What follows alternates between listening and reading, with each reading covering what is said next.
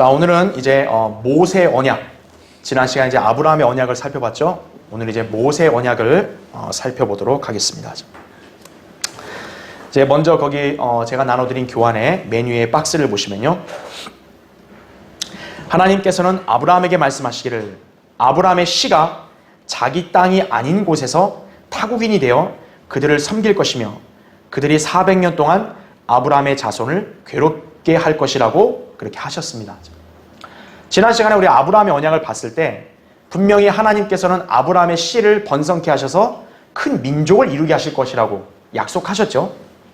근데 그게 아브라함 당대에 순식간에 이루어질 수 있는 그런 내용이 아니다 보니 분명히 시간이 걸렸습니다. 그렇죠? 그리고 더 중요한 것은 하나님께서는 그 복주신 씨가 그 약속한 땅을 차지할 것이라고 말씀하셨어요. 그런데 그 땅을 이제 아브라함의 후손들, 특히나 이제 야곱을 통해서 12아들들이 형성되고 또 이제 그 12아들들을 통해서 계속 자손들이 나오면서 분명히 수가 많아졌죠. 그런데 그 수가 많아졌는데 그들이 바로 땅을 차지했냐? 그게 아니라는 거예요. 하나님께서는 미리 아시고 그 땅에 현재 거주하고 있는 그 아모린들의 죄악이 다 차기 전까지는 아직까지는 그 땅을 아브라함의 그 후손들에게 주지 않으셨습니다.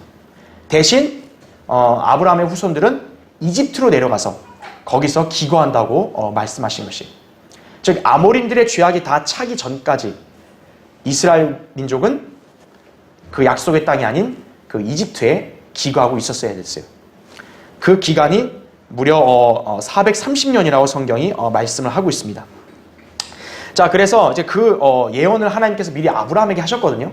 그러니까 실질적으로 보면 이제 야곱의 때에 카나안 땅에 있던 7년간의 흉년이 들어서 야곱과 그 아들들이 이집트로 실제로 내려갔죠. 그래서 이집트에서 이제 그 야곱과 요셉이 이제 죽고 나서 그 후손들이 이집트에서 계속 살았죠. 그것도 노예로 살았죠. 자, 그래서 그 하나님께서 약속한 그 기간이 끝나자 하나님께서는 이제 때가 되어 이스라엘의 모든 백성을 어떻게 합니까?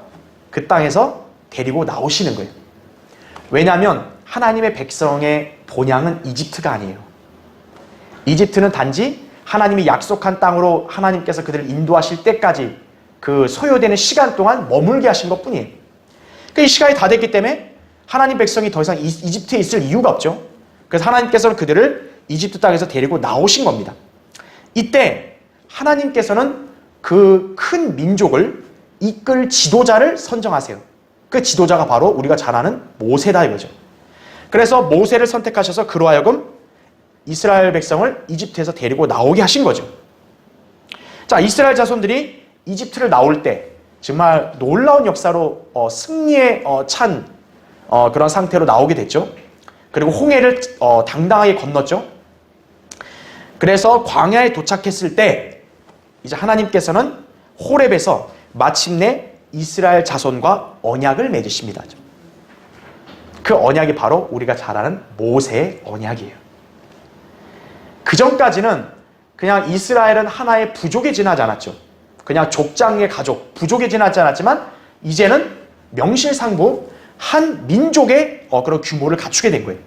그러니까 이제 하나님께서는 이제 공식적으로 이스라엘을 그분의 백성으로 이제 하나님께서 선포하시는 거죠. 자, 그러면서 어떻게 하냐? 하나님이 그들의 하나님이 되고 또 이스라엘은 그들의 백성이 되죠. 그래서 하나님과 백성 사이의 관계가 맺어졌기 때문에 그 관계의 정립에 필요한 언약을 이제 체결하시는 거예요. 그 언약이 바로 모세의 언약이다라는 것을 우리가 알 수 있습니다. 그래서 오늘 이 시간에 우리 모세의 언약을 자세히 한번 보겠습니다. 자, 먼저 그 밑에 첫 번째 보시면요, 모세의 언약은 창세기의 아브라함의 언약과 깊은 관련이 있다. 이스라엘 자손들을 하나님께서 굽어보시고 그들에게 관심을 가지신 것은 그들의 신음소리를 들으시고 아브라함과 이삭과 야곱과 맺은 그의 언약을 기억하셨기 때문이다. 하나님께서 모세를 부르실 때도 이것이 아브라함과의 언약의 성취임을 밝히시고 있어요. 출애굽기 2장 24절에 보면 그렇죠. 만약에 이스라엘이 하나님과 아무 관계가 없다면요, 그들이 뭐 백날 부르짖으도 하나님이 그들 찾아올 이유가 없죠. 하나님께서 왜 그들의 부르심을 들으셨냐? 바로 그들의 조상이 하나님께서 언약을 맺었던 아브라함이었다 이거죠. 그러니까 아브라함의 언약은 결코 한 번도 폐기된 적이 없어요. 그런 영원히 유효하기 때문에 하나님께서 아브라함의 씨를 복주시고 번성케 해주셔야 돼요. 그래서 이스라엘 민족이 정말 어떻게 보면 당시에 이집트의 압제를 굉장히 많이 받았거든요. 출애굽기 1장에 보면 이집트의 파라오 왕이 굉장히 위협을 느껴요. 이스라엘 때문에. 왜냐하면 히브리인들이 너무 튼튼하고 너무 수가 많으니까요. 그런데 신기한 건 뭐냐면 압제를 하면 할수록 어떻게 하냐? 히브리인들은 더 번성하는 거예요. 네. 하나님의 백성은요, 비록 마귀의 자식들이 압제하고 박해한다 할지라도요, 없어지지 않아요. 네. 생명은 생명을 낳게 되는 것이에요. 수가 많지 않아도 생명은 생명을 낳게 되는 거예요. 자, 이스라엘은 어쨌든 이렇게 계속 번성하게 된 것이죠. 자, 그렇게 하나님께서 씨를 번성케 해주셨는데 그 씨가 그대로 압제를 당하게 하실 리가 없죠. 아브라함에게 분명히 복준다 했잖아요. 그래서 그 아브라함의 언약이 있었기 때문에 어떻게 된 거예요? 하나님께서는 이집트에서 노예로 있던 이스라엘 민족을 찾아오신 거예요. 그래서 그 이스라엘 민족을 백성으로 택하시고 언약을 맺는다 했을 때 그것은 아브라함의 언약이 있었기 때문에 가능하다는 얘기죠. 자, 이제 두 번째 보겠습니다. 아브라함의 후손인 이스라엘이 한 민족으로서 탄생하게 된 기점은 어떤 사건이죠? 출애굽 사건입니다. 하늘 아래 어떤 민족도요, 그와 같은 방식으로 탄생한 민족은 없었어요. 어떻게 강대국의 노예로 있는 그 민족이 어떻게 당당하게 초자연적인 기적으로 거기서 나와가지고 독립된 하나의 국가와 민족을 이루냐 이거예요. 불가능하죠, 그거는. 하나님이 개입하셨기 때문에 그런 거죠. 자, 하나님께서는 아브라함 이래로 그의 후손인 이스라엘을 그분의 백성으로 택하시어 모든 민족들과 구분하심으로써 자신의 백성으로 삼으셨습니다. 그래서 이스라엘 민족은 특징이 뭐냐면요, 이 온 우주의 유일한 하나님이 그들의 하나님이 된 거예요.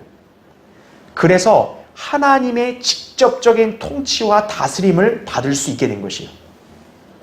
인류 역사에서요, 하나님의 직접적인 통치를 받은 민족은요, 이스라엘밖에 없는 거예요. 하나님이 이 땅의 민족들 중에서 이스라엘을 그분의 백성으로 택했기 때문에 하나님이 직접 그들을 다스리고 통치하시는 거죠. 우리가 바야흐로 알고 있는 신정 통치가 시작이 되는 거예요. 이때부터.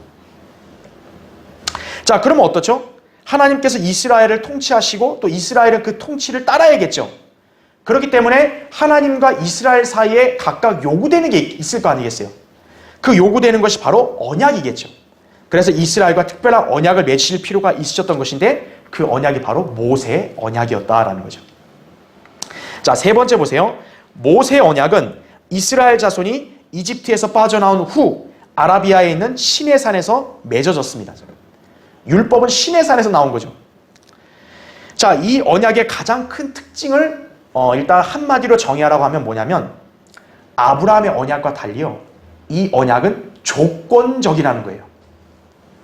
자, 이전과 달라요. 분명히 이전에는 아브라함과 맺을 때는 하나님 어떻게 했어요? 아브라함을 무조건적으로 선택하셨고 아브라함이 어떤 외모나 성격이나 조건 관계없이 그냥 복 주셨잖아요. 일방적으로. 무조건적인 언약이었죠. 그렇죠? 네. 그런데 모세의 언약은 다르다는 거예요. 아브라함의 씨도 분명히 하나님께서 이렇게 무조건적으로 복 주셨는데 그럼 그 아브라함의 씨인 이스라엘도 무조건 복 줘야 되는 거 아닙니까? 복 주시죠. 그러나 지금 이 상황은 어떤 거예요? 이스라엘이라는 민족이 하나님께서 세운 한 국가의 형태를 갖춘 거예요. 그래서 하나님의 백성이라는 새로운 지위를 받은 거기 때문에 그 지위에 걸맞는 어떤 요구 행위가 있어야겠죠. 그래서 조건적이었다라는 거예요. 자, 이제 모세 언약의 핵심이 되는 말씀 한번 찾아보겠습니다. 출애굽기 거기 19장 한번 보세요. 출애굽기 19장.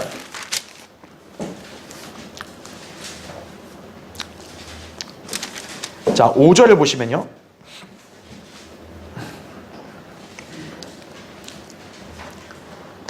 자, 자, 우리가 아브라함의 언약할 때는 창세기 12장을 봤죠. 그렇죠? 12장과 뭐 13장, 15장, 17장 봤는데 이제 모세 언약은 출애굽기 19장.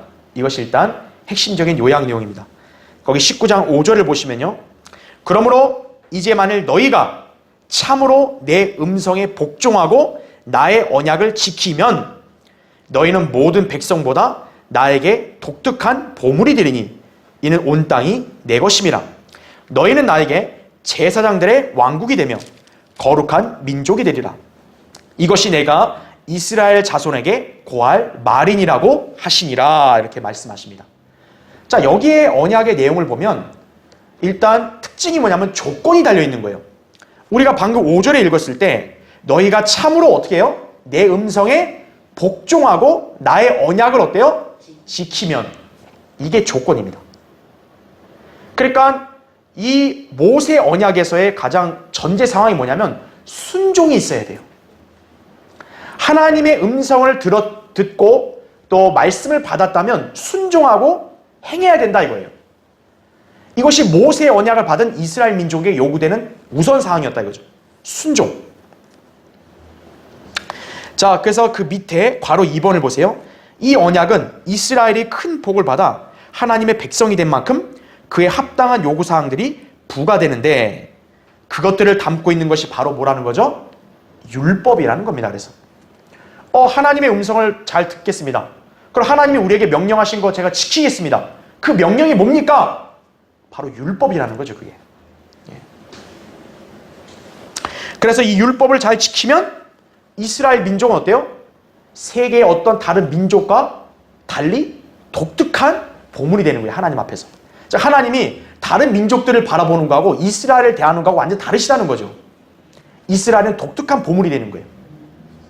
이 율법은 오로지 이스라엘에게만 주신 겁니다. 하나님께서. 그래서 모세 언약의 특징이 바로 이거라는 거죠. 어떤 이방 민족도 가져본 적 없는 율법을 하나님께서 이스라엘에게 주신 거예요. 그러니까 그 이스라엘은 그 율법을 잘 지킴으로써 어떻게 돼요? 이방 민족들이 하지 않는 그런 실행을 이스라엘 민족만 하는 거죠. 그럼 이스라엘 민족은 이방 민족들과 비교할 때 어때요? 굉장히 독특해지는 거죠. 그럼으로써 저 사람들이 저렇게 실행하고 사는 것은 하나님 백성이나 해서 그래. 이러한 표식이 나타나는 거겠죠. 그래서 그들에게 필요했던 건 뭐냐면 율법을 지켜야 하는 거예요. 그게 자신들이 하나님의 백성임을 나타내는 표식이었다 이거죠. 그래서 율법으로 대표되는 이 언약은 다분히 조건적인 언약이었다고 그래서 우리가 말하는 것이에요. 율법은 많이 알고 그냥 믿는다가 중요한 게 아니죠. 법은 뭐 해야 돼요? 지키고 행해야 그게 효력이 있는 거죠. 율법도 그런 것이었죠. 자, 세 번째 보세요. 3번. 아브라함의 언약은 분명히 무조건적이었다. 하나님께서는 아브라함을 무조건적으로 선택하셨고 아브라함은 하나님의 약속을 믿음으로써 소망했습니다. 그러나 모세의 언약은 달랐다 이거죠. 이 언약은 무조건적이지도 않고 영원하지도 않았어요. 이 언약에 따르면요. 이스라엘은 하나님께 범죄하면 어때요? 벌 받아요. 복종하면 어때요? 복을 받아요. 아주 율법은요. 매우 엄격하게 딱 정해진 거예요. 딱 극단이에요. 복종하면 복, 복종 안 하면 그냥 저주예요. 그냥. 그 사이에 중간지대는 없어요. 예. 자, 그런데요. 이 율법에서 규정한 벌은요. 얼마나 가혹했냐면요. 심지어는 그 약속의 땅에서도 추방되기까지 한 거예요. 자, 하나님이 분명히 이스라엘 백성을 약속의 땅 카나안 땅을 주셨죠. 그 민족이 그 땅에서 거했죠. 그러면 이제 영원히 끝이냐 그게 아니라 그들에게 율법을 주신 거에 따라 율법을 지키면 그 땅에서 번성하고 행복하게 아주 부강하게 사는 거예요. 근데 만약에 복종을 안 하면 어떻게 돼요? 심판을 받아요. 근데 또 정신을 못 차리면 어때요? 그 심판의 강도가 결국 심해지면 그들은 그 땅에서도 쫓겨난다는 거죠. 실질적으로 보면은 이스라엘은 그 약속의 땅에서 쫓겨났죠. 1900년이나 자기 땅 없는 민족으로 또 돌아다녔어요. 그러다가 1948년에 기적적으로 지금 팔레스타인 땅이라고 불리는 이스라엘 땅으로 다시 돌아왔지만 그렇죠. 아직은 원래 하나님이 약속한 그 완전한 땅은 아니죠. 그만큼 율법은 조건적이었다는 거예요. 자, 그 밑에 4번을 보세요. 이스라엘이 모든 백성보다 특별한 보물이 되고 하나님께 제사장들의 왕국이 되며 거룩한 민족이 되기 위해서는 하나님께서 말씀하신 율법을 지켜야 했다. 이 율법의 내용은 출애굽기 20장부터 시작하여 자세하게 기록되어 있습니다. 그러니까 실제 출애굽기, 레위기, 민수기, 신명기 다 율법이라는 거죠. 그렇죠. 그래서 우리 창세기부터 우리가 신명기까지를 모세 율법, 모세 오경, 율법이라고 보통 그렇게 묻기도 하는 거예요. 그래서 이 율법은 10계명으로부터 시작하여 모든 제사법들, 그 다음에 도덕법들, 그 다음 보시면 음식과 의복에 관한 법들을 포함하여 모든 사회적인 규례까지 다 포괄적입니다. 그러니까 이스라엘 민족이 한 국가를 이룬다 이거예요. 그럼 국가를 이루려면 우리가 흔히 알고 있는 세 가지 조건이 있어야 되잖아요. 뭐가 있냐면 일단 민족이 있어야죠. 그 다음에는 땅이 있어야죠. 땅이 없는데 무슨 국가예요? 세 번째는 그 민족의 헌법이 있어야죠. 그게 국가의 성립 조건 아니에요. 이스라엘 민족은 마침내 이제 공식적인 하나님께 세운 한 국가로서의 면모를 갖추는 거예요. 땅도 하나님이 이제 주시겠다. 이제 땅도 주시려고 예배해 놨잖아요. 그 전에 먼저 뭐냐면 하나님은 그들에게 율법을 주는 거예요. 왜냐하면 너희들은 하나님의 백성이라는 독특한 위치이기 때문에 먼저 그 면모를 갖춰야 되니까 율법을 먼저 주신 거죠. 자, 이제 네 번째 보세요. 거기 모세 언약의 기본적인 내용은 그래서 율법입니다. 그래서 우리가 이때부터를 하나님의 경륜으로 봤을 때 율법 시대라고 우리가 말하는 거예요. 그래서 이 시대 이후로 이스라엘은 율법의 규제를 받게 되고요. 인간 역사에서는 하나님의 다섯 번째 경륜이 마침내 시작된 것입니다. 그 이전의 경륜은 약속 시대라고 말씀드렸죠. 아브라함과 그 히브리 가족들에게 하나님이 약속을 해서 상속이 돼서 약속 시대라 그랬잖아요. 그런데 이제 그 약속 시대에서 이제 마침내 뭐예요? 그 약속이 이제 성취되려고 하는 중요한 기점. 아브라함의 씨가 한 민족을 이룬다 이거죠. 그래서 그 민족을 다루고자 율법을 주셨기 때문에 율법 시대라고 하나님의 경륜이 다시 바뀌게 된 거예요. 그러니까 이제 하나님이 인간을 다루시는 방법이 어때요? 그 전에 아브라함과 그 가족들에게는 약속을 주시고 그걸 믿을 때 그들을 하나님께서는 의로 인정해 주셨잖아요. 하지만 이제 그 모세로 넘어와서는 어때요? 율법으로 이제 그들을 다루신다라는 거죠. 이전에 아브라함 다루듯이 하지 않는다 이거죠. 이제는 모세 휘하에 있는 그 이스라엘 민족을 율법을 주셔서 율법으로 하나님은 그들을 다스리신 거예요. 자, 이 율법 시대는 신의 산에서부터 언제까지 갑니까? 갈보리까지 갑니다. 그리고 출애굽에서부터 어느 사건 때까지요? 십자가 사건 때까지 가는 거죠. 그래서 우리가 보면요, 이 그 연대기를 볼 때 사실 구약을 우리가 보통 흔히 4,000년 얘기하잖아요. 그래서 사실 모세에게 율법이 주어졌을 때, 그 출애굽하고 율법 주어졌을 때가 보통 1490년경으로 봅니다. 그리고 예수님의 십자가 사건이 한 AD 한 30년이라고 만약 가정을 하면요. 그럼 거의 뭐 한 얼마요? 1500년? 약 대략? 뭐 정확하게는 모르니까 근데 대략만 따져도 1500년의 기간이 율법 시대 아니에요. 그렇죠? 그러면 구약 4000년 중에 율법 이전 시대는 그럼 몇 년이에요? 2500년 아니에요. 4000년으로 딱 하면. 그러면 비중이 어디가 더 커야겠어요, 원래? 율법 이전 시가 더 커야겠죠. 그런데 구약 성경의 39권을 보면 율법 시대에 해당되는 책이 거의 뭐예요? 38권까지예요. 그러니까 아담이 한 BC 4004년이라고 가정했을 때 그 율법이 나온 1490년 이전까지 한 2500년은 기간이 훨씬 길잖아요. 근데 성경에서는 그 긴 기간을 기록한 게 고작 뭐밖에 없어요? 창세기밖에 없어요. 출애굽기부터 말라기까지 모든 책들은 다 어느 시대에 해당되는 책이에요? 율법 시대에 해당되는 책이에요. 이것이 무엇을 의미냐면 하나님의 이 경륜에서요, 하나님의 관점은 율법 시대를 굉장히 중요시 봤다는 거죠. 구약 시대에서는. 네. 자, 광야와 카나안 땅에서 이스라엘 역사는 율법을 위반해가는 과정으로 계속 반복되어 기록되어 있죠. 그러니까 실제 구약을 보면 율법을 줬지만 이스라엘 민족이 율법을 잘 지켰냐? 그게 아니에요. 율법을 처음에 명령했을 때 예 우리가 잘하겠습니다 하다가 또 뒤돌아서면 범죄하고 그 또 심판 받아서 그냥 후드려 맞고 나면 아 이제 잘하겠습니다 용서해 주십시오. 그럼 용서해 주면 또 범죄하고 그 행위의 연속이었죠. 그죠? 자, 5번째 보세요. 모세 언약은 이스라엘 민족들의 도덕적, 종교적, 사회적, 위생적 사항에 대해서 세부적이며 구체적으로 기술되어 있고요. 2000개 이상의 명령으로 구성되어 있습니다. 그러니까 율법은요, 굉장히 자세하고 진짜 거의 사소한 것까지도 다 어떻게 보면 이스라엘 민족을 규제하는 거예요. 그래서 모세 이후에 모든 이스라엘의 종교적이고 또 도덕적인 법칙을 율법이 제공하고요. 이 율법이 언제까지 존속이 되냐? 새 언약을 맺힌 날까지 존속이 됩니다. 나중에 배우겠지만 여기서 새 언약이라 했을 때는 이제 이스라엘이 재림 때 회복돼서 재림 이후에 회복돼서 하나님께서 그 이스라엘과 맺는 새 언약이죠. 그때는 뭐예요? 율법을 이렇게 예전에 돌판으로 줬잖아요. 지금 모세 때는 그들에게는 돌판을 안 주고 이제 뭐예요? 마음판에다가 기록한 날이죠. 그러니까 그 새 언약이 있기 전까지 율법은 존속되는 거예요. 그래서 그 신약에서는 이 모세 언약, 이 율법에 대해서 옛 언약이라고도 말하는 것이에요.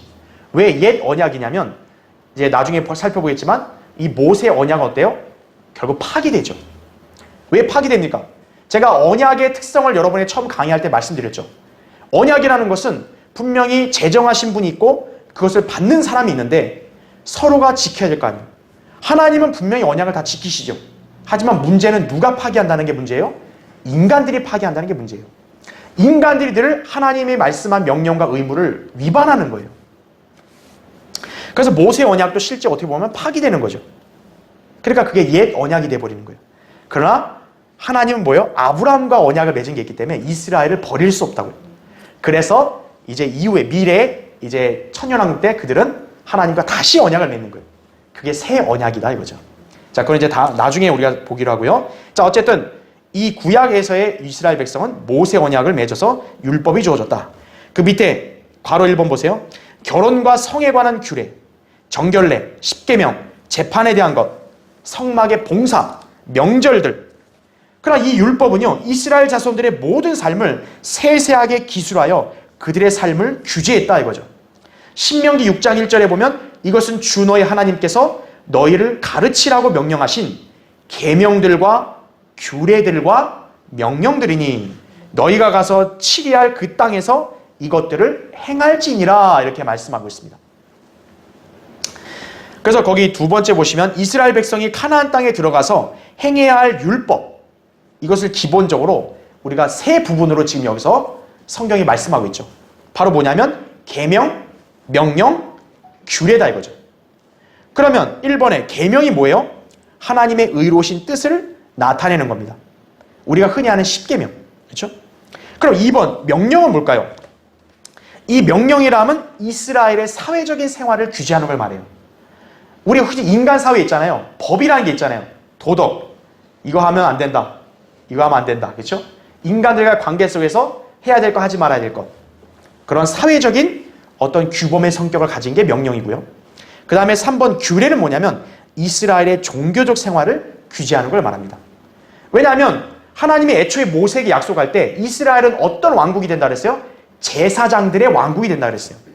즉 하나님 앞에 제사를 드리고 경배 드릴 수 있는 그 왕국은 어디예요? 이스라엘이라는 거죠. 그러니까 그 이스라엘이 그것을 하려면 종교적인 규례도 있어야겠죠. 그게 다 율법에 포함되어 있었다는 거죠. 그러니까 여러분이 율법을 생각하면은 기본적으로 그냥 십계명을 많이 생각하는데 율법에는 십계명만 있는 게 아니에요. 이스라엘 백성의 어떤 그런 종교적인 어떤 섬김, 이러한 어떤 의식법도 있고요. 그 다음에 사회적인 법도 있고, 그 다음에 어떤 실행에 관련된 법도 있다 이거죠. 그러니까 이스라엘 백성은 하나님 백성이다 보니까 옷 입는 것도 독특해야 돼요. 그리고 먹는 것도 독특해야 돼. 아무거나 먹으면 안 돼. 그러니까 이스라엘 민족에게는 돼지가 불결한 짐승 아니에요. 그러니까 돼지고기를 못 먹죠. 다른 민족은 실컷 먹는데 이스라엘 민족은 그걸 못 먹잖아요. 그렇죠? 네. 그런 형태다 이죠. 자, 밑에 세 번째 보세요. 이처럼 율법은 이스라엘 국가를 위한 통치 기틀이 된다 이거죠. 자, 그래서 분명히 사회법도 있고 도덕법, 의식법도 있지만 그러나 중요한 게 있어요. 율법이라 했을 때는 아무래도 어떤 의미가 강하냐면 종교적인 의미가 강할 수밖에 없습니다. 이것은 이스라엘 민족이 제사장들의 왕국이 될 거라는 그 약속과 연관된 거죠. 그러니까 어떻게 보면 율법 안에는 이 종교적인 색깔이 더 강할 수밖에 없는 거예요. 이것은 특별히 제사법에 관련해서 특히 그러하죠. 어떤 사람이 만약 죄를 지면 어때요? 세상 법에서는 그걸 어떻게 처리할 줄 몰라요. 그냥 감옥에서 징역살이 하면 죄가 없어지는 것처럼 간주하는데 그게 아니라는 거죠. 하나님의 관점에서는 죄를 지었으면 그 죄를 용서받으려면 뭐가 필요해요? 피가 필요한 거죠. 그래서 그 피를 바치게 한다 이거죠. 레위기 특히 5장에 보면 이제 그런 게 나오죠. 만약 이 규례에 따라 제사를 드리지 않으면 어떻게 돼요? 용서받지 못하죠. 그럼 어떻게 돼요? 죄 가운데서 죽어야 돼요. 그래서 4번. 따라서 율법을 지키느냐 지키지 않느냐는 것이 이스라엘 백성이 사는 길이고 구원받는 길이었다 이거죠. 네. 분명히 하나님의 백성으로서의 그런 지위는 택함받았지만 그 하나님의 백성 개개인은 어때야 돼요? 율법을 지켜야 돼요. 막 율법을 안 지키면 어떻게 돼요? 그들은 구원받지 못하는 거예요. 하나님의 백성이라는 민족적인 선택은 있었지만 그래서 이스라엘이라는 민족은 존속하지만 그 민족 안에 있는 개개인은 율법을 지키느냐 안 지키느냐에 따라서 그렇죠. 낙원과 지옥이 결정되는 거예요. 그렇기 때문에 이스라엘이라는 민족 자체가 그냥 됐다고 해서 안심하면 안 된다는 거죠. 오히려 하나님께서 요구하시는 것을 더 지켜야 될 책무가 더 있는 거죠. 자, 5번 보시면 율법은 엄격했다. 누구든지 율법 전체를 지키다가 하나를 범하면 전체를 범한 자가 되었다. 야고보서 2장 10절에 그렇게 나와요. 그러니까 예를 들어 어떤 사람이 간음도 안 하고 안식일도 잘 지켰어요. 근데 살인을 했어요. 그럼 어떻게 돼요? 그 사람이 9가지 이상 다 잘 지켰어도 그 한 가지 죄 때문에 율법을 범한 자가 되는 거예요. 그러니까 율법은 엄격하죠. 그렇기 때문에 거기 6번을 보세요. 이스라엘은 율법을 통해서 죄의 깨달음을 얻었다 이거죠. 율법이 죄는 아니지만 율법에 의하지 않고서는 죄를 알지 못했기 때문이다. 그래서 이스라엘은 율법책에 기록된 모든 것을 계속해서 행할 의무가 있었다 이거죠. 만약에 율법이 없었다면요. 그들에게 만약에 이러이러한 걸 했을 때 죄라는 걸 모르죠. 그러니까 하나님은 그걸 심판 안 하시는데 이제 이들에게 율법이 주어졌기 때문에 율법을 통해서 알게 되는 거예요. 그러니까 그거를 범하면 죄다라는 거 아니까 어때요? 그들은 율법을 지켜야죠, 다. 그러니까 그 의무가 얼마나 무거웠겠어요. 그렇죠. 우리도 교통법규를 보면 빨간불일 때 차가 서야 된다는 거를 만약 교통법규가 없으면 어때요? 모르잖아요. 그럼 어떻게 해요? 그냥 가도 되죠. 그럴 때 경찰이 그 사람을 책 잡을 수 없죠. 왜? 법이 없으니까. 근데 법이 있게 되면 어떻게 돼요? 아, 그게 하면 위반이구나 하는 거 아니까 지켜야죠. 그런 원리라 보시면 돼요. 자, 그래서 율법을 지켜야만 죄로 인해 죽지 않는 거예요. 만약에 율법을 계속해서 행하지 않으면 어때요? 저주를 받는다고 갈라디아서 3장 10절에 말씀합니다. 그렇기 때문에요. 율법을 완벽하게 지킬 수 있는 사람은 인류 역사에 단 한 사람도 없어요. 오직 예수 그리스도만이 율법을 완전하게 이행하신 거예요. 그분 외에는요. 인류의 어떤 인간도요. 율법을 완벽하게 지킬 사람이 없어요. 그러면 우리가 의문을 가질 수 있죠. 아, 그럼 하나님은 오히려 이스라엘에게 너무 가혹한 거 아닙니까? 아니, 애초에 지킬 수 없는 율법을 그럼 왜 주셔가지고 그들이 죄 가운데 죽게 하십니까? 이렇게 반문도 할 수 있겠죠. 근데 중요한 게 있어요. 율법은요. 그냥 가혹하게 의무만 요구한 게 아니라 율법에는 어떤 성격도 있냐면 용서의 성격도 있어요. 우리가 쉽게 말하면 뭐예요? 죄를 졌다 이거예요. 그러면 어떻게 하면 돼요? 율법에 따라서 순교나 제물을, 동물을 희생제물로 바치고 피를 흘리면 어때요? 죄가 용서받는 거예요. 그러니까 하나님은 결코 가혹한 분이 아니라는 거죠.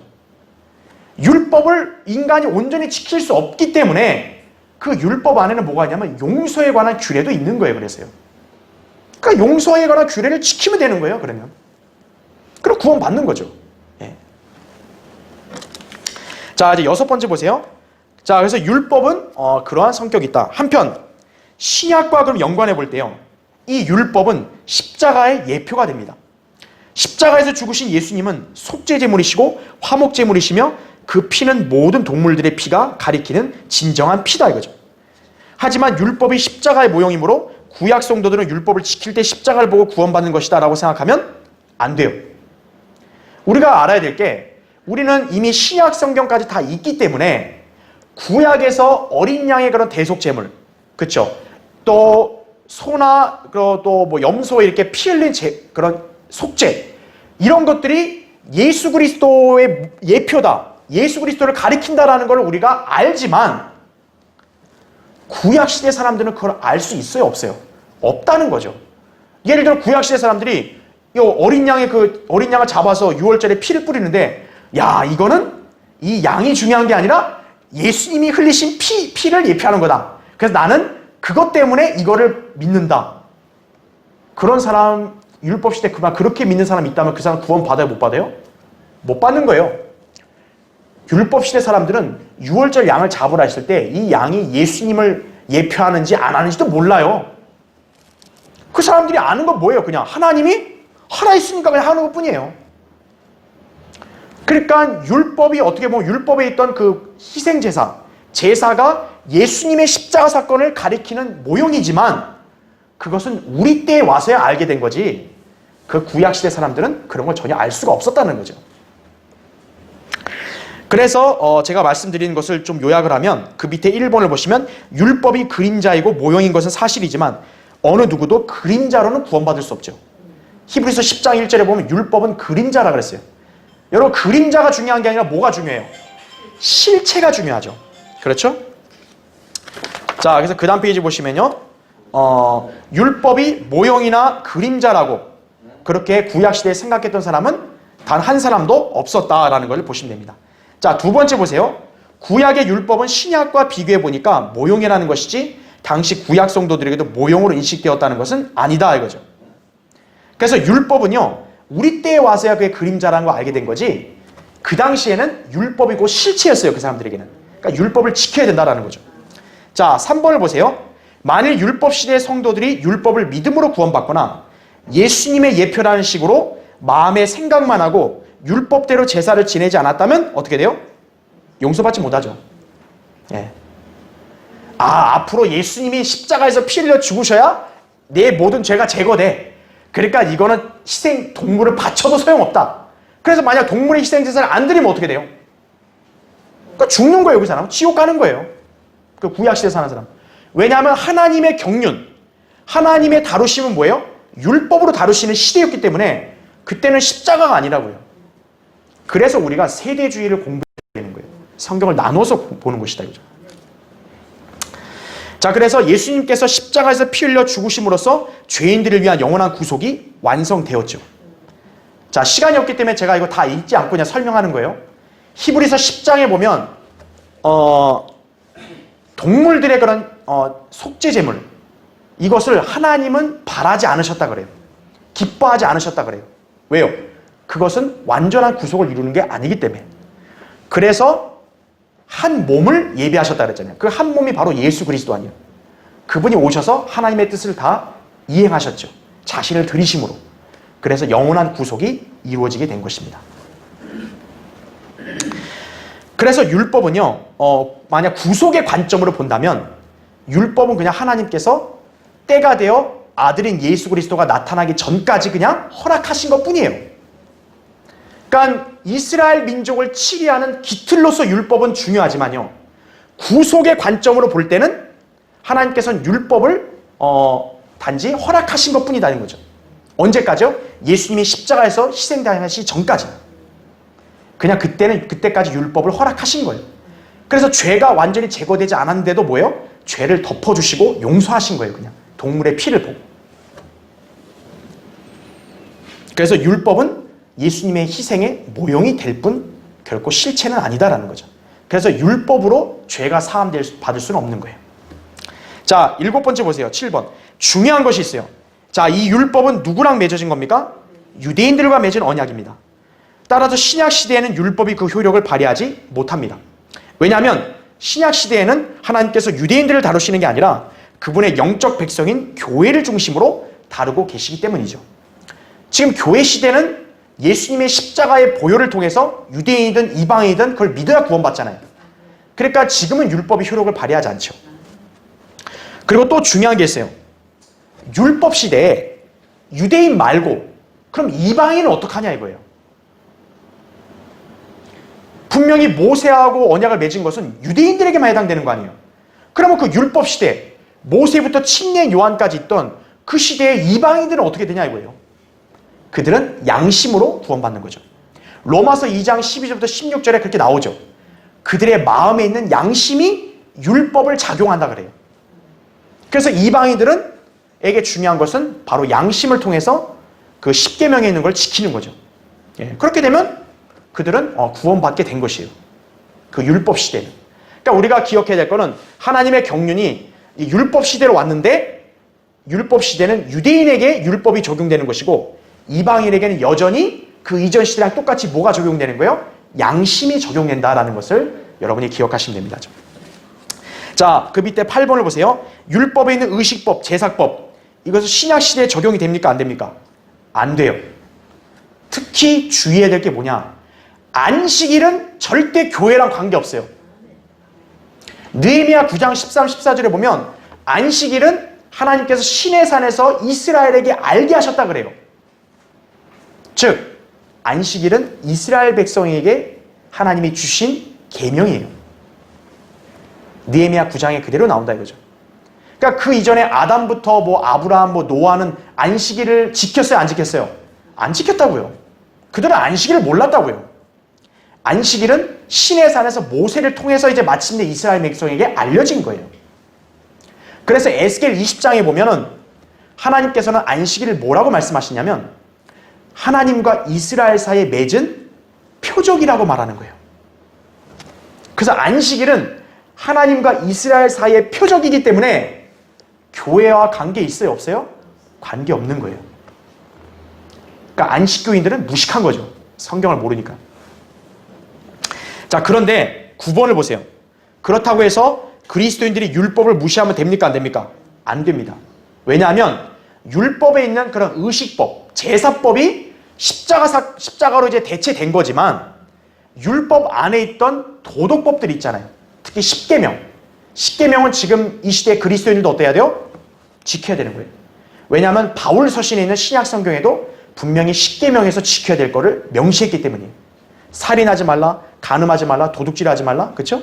부모를 공경하라, 거짓말하지 말라. 그게 로마서 13장이나 에베소 6장에 나온다고요. 그래서 신약 성경에도 나오기 때문에 우리는 그 십계명에 있는 항목들을 지키는 거예요. 단 뭐만 빼고요? 안식일만 빼고. 왜냐하면 십계명 중에 그 네 번째가 안식일을 지키는 거잖아요. 근데 신약 성경에서는 그것만 빠져 있어요. 왜요? 성령님께서 뺀 거죠. 안식일은 이스라엘과 하나님 사이의 표적이지 교회와는 무관하기 때문이에요. 그래서 안식교인들은 성경을 모르는 거예요. 그랬어요. 예. 자, 이게 이제 모세 언약이었다라고 이제 보시면 되고요. 자, 마지막 팔레스타인의 언약이라는 부분이 있는데 사실 이게 간단히 설명드리면 이거예요. 땅과 연관된 언약이라고 보시면 돼요. 신명기 28장부터 30장에 보면은 하나님이 분명히 율법은 조건이라 그랬죠. 지키면 복, 어기면 저주라 그랬죠. 그러니까 지키면 뭐예요? 그 땅에서 번성하고 잘 사는 거고 못 지키면 어때요? 그 땅에서 쫓겨나는 겁니다. 그래서 이 모세 언약에서 빼놓을 수 없는 게 뭐냐면 땅과의 언약이에요. 그러니까 사실 이거는 뭐의 연장선상이냐면 아브라함의 언약에도 보면 아브라함의 언약에서도 분명 아브라함의 씨가 번성케 돼서 하나님이 주신 약속의 땅을 차지한다 그랬잖아요. 그런데 이제 모세 언약으로 넘어올 때는 이 땅과의 언약에서는 조건이 붙는 거예요. 그 조건이 뭐냐면 율법을 지켜야 된다 이거예요. 만약 율법을 안 지키면 어떻게 돼요? 그 땅에서 쫓겨나는 거예요. 그런데 분명히 하나님은 아브라함에게 그 약속의 땅을 주신다 했잖아요. 그렇기 때문에 쫓겨나도 기회가 있는 거예요. 바로 뭐냐면 그 마지막 페이지 보세요. 그들이 회개하면 다시 회복되는 거예요. 그래서 이게 회복돼서 어떻게 그들의 땅으로 다시 돌아오는 거예요. 그래서 이것을 갖다가 팔레스타인의 언약이라고 보통 신학자들이 이렇게 명명합니다. 왜냐하면 이스라엘 민족이 거주하는 땅이 지금 팔레스타인 땅 아니에요. 그 땅과 연관돼 있다라고 해가지고 팔레스타인의 언약이라고 별도로 이렇게 보통 구분 짓는데 사실 이 언약도 다 어디에 포함되는 거예요? 모세 언약 안에 포함되어 있는 거예요. 그러니까 성격이 좀 다르다는 것뿐이죠. 그러니까 여러분들이 그것을 잘 기억하시면 됩니다. 그래서 이 팔레스타인의 언약이라고 말하는 이 부분은 바로 땅과 연관되어 있구나라는 거죠. 아브라함의 언약 중에서 땅에 관한 언약의 어떻게 보면 연장선상이구나. 단 조건이 뭐예요? 죄 지으면 쫓겨나지만 회개하면 다시 그 땅으로 돌아올 수 있다. 여러분 그것이 핵심이라는 것을 잘 기억하시고 자, 이 모세의 언약을 우리가 오늘 배웠던 대로 율법 시대 하나님께서 굉장히 비중 있게 다루셨던 시대구나. 그리고 이스라엘 민족 율법으로 이제 규제를 받는구나. 여러분 이것을 오늘 배웠습니다. 그렇죠? 다음 시간에 또 다른 언약을 배우도록 하겠습니다.